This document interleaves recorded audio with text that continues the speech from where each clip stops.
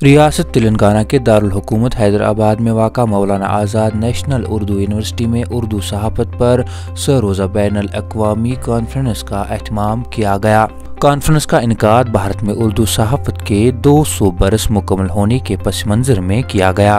Conference के दौरान print media को दरपेश मुश्किलात जैसे माली बहरान से निजात दिलाने के लिए मुकर्रीन ने मरकज़ पर जोर दिया।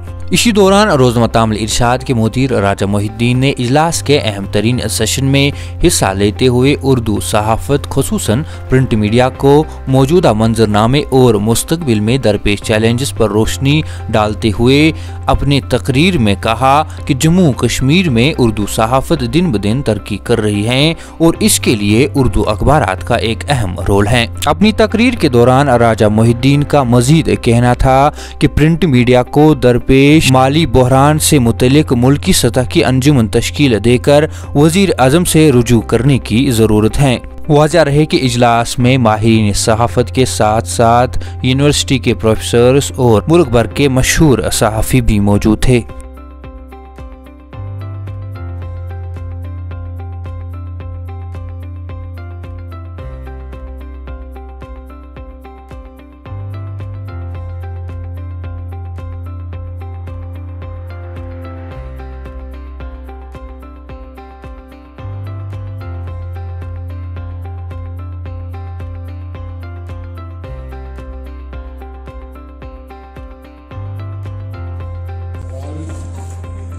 मेरी ही मिनिस्ट्री में किया जाता है।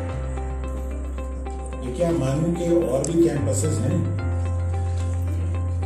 तो हमें उन्हें बताना पड़ता है कि आपके रिकॉग्नाइज किए हुए 32 और कैंपसेस हैं।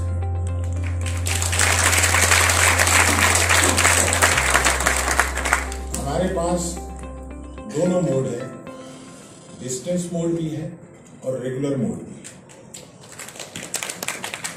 हमारे पास नासिरुद्दीन शाह ने 1852 के आसपास ये कहा था कि ये कौन लोग हैं जो इस न्यूज़पेपर को ईरान में ला रहे हैं, इसको बैन करो, इसको नहीं आना चाहिए।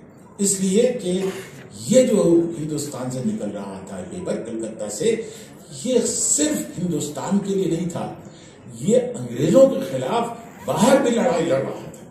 देखिए, आप छोटी मोटी बात नहीं है। आप अगर हिस्ट्री में, तारीख में जाइए, एक एक सफा पलट के देखिए। आज वहां कलकत्ता वगैरह में ये नहीं मौजूद है, लेकिन आप मशहद में जाइए, रजा लाइब्रेरी के अंदर सारे पेपर अब्दुल मतीन के वहां मिल जाएंगे। आप जाके देखिए, मैंने तो देखा है।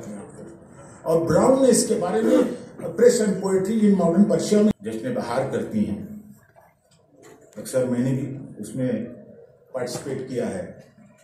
मगर हो क्या रहा है कि वो जो तगज़ुल वाकई इन्होंने जो अशार पढ़े, जिस अंदाज से पढ़े,